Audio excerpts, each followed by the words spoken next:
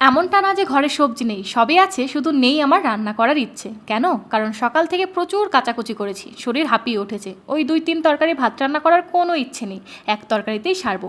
ছোটোবেলায় মা যখন আমাদের রেখে 1-2 দিনের জন্য মামাবাড়ি যেত, তখন বাবা আমাদের শর্টকাট একটা তরকারি রান্না করে খাওয়াতো। তো সেই মতোই একদিন দেখি বাবা আলু ভাজার মতো করে আলু কেটেছে। ভাবলাম হয়তো ডাল আলু ভাজা হবে, কিন্তু ডাল আলু ভাজা দিয়ে কি আর ভাত খাওয়া যায়?